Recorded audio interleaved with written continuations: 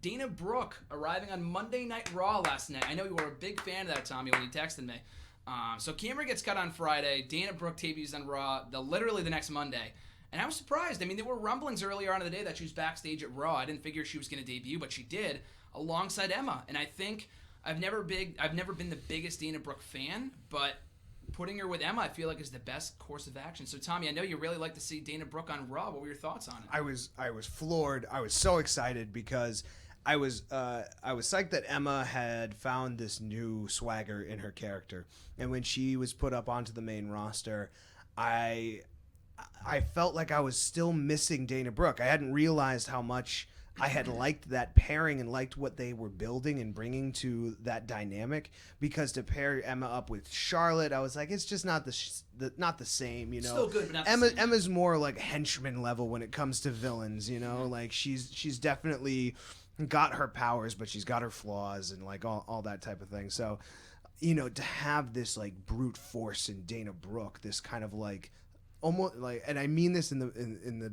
best way towards the character, but almost this hurtful, mean, thoughtless wrecking machine that is Dana Brooke. Mm-hmm. You know, like almost like unaware of how strong she really is, but just kind of just bullyish and mean all the time.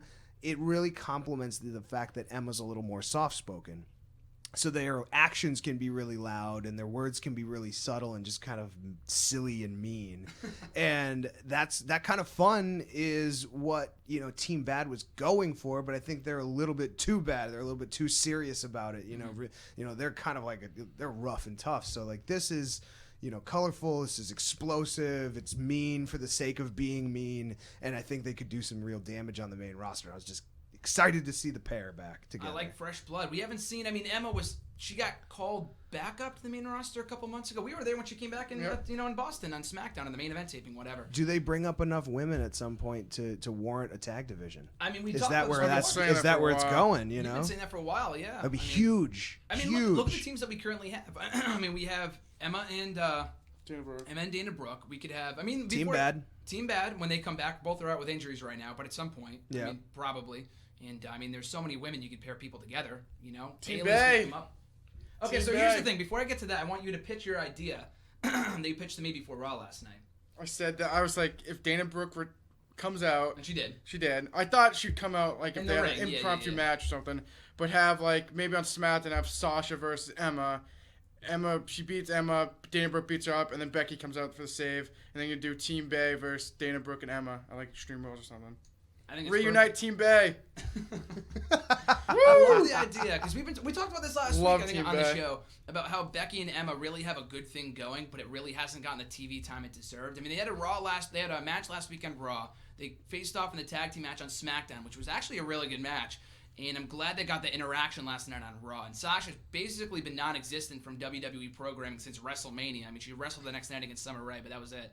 So, I mean, it makes a lot of sense. It's not like you're pairing random women together.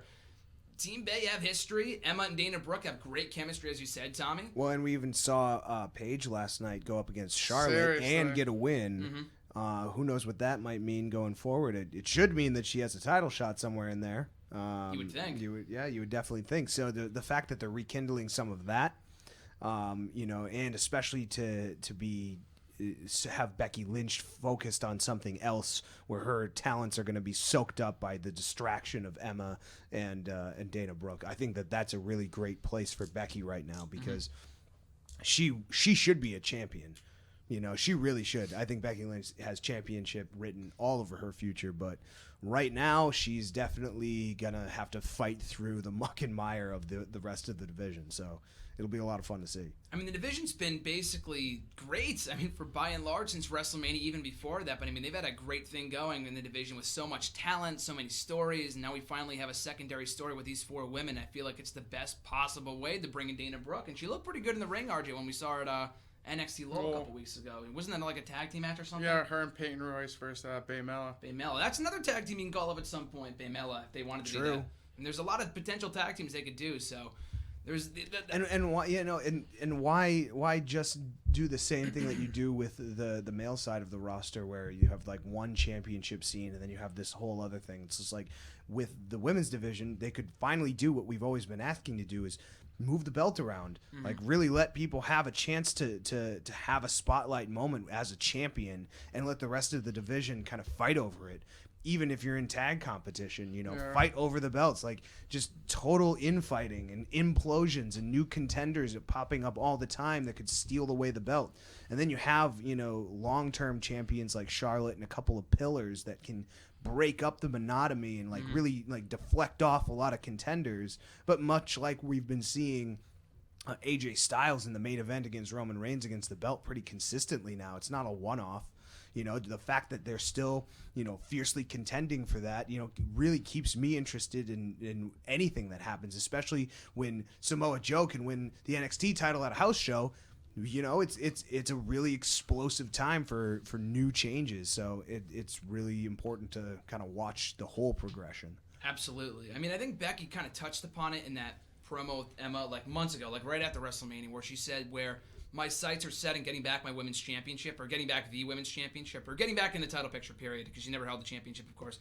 But in the meantime, I'll focus on Emma, and I'll kind of do that thing. That's what they should be doing. They should have all these, like you said, infighting, going after the championship, proving oneself as a worthy contender for the women's championship. There's just so much talent right now in the women's division, now more than ever before. Yeah, and new feuds popping up because they want to take out people that they see, like Becky Lynch is like, oh, this person could really go for it and be the champ, and then we might have a hard time getting the belt away.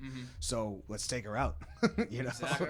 So that's where a lot of the true feuding will come from, and it's just such a clear picture. That's what I love about how they're portraying all of it. It's almost like they've been able to hit a reset button in a way that they won't do for the male side of the roster.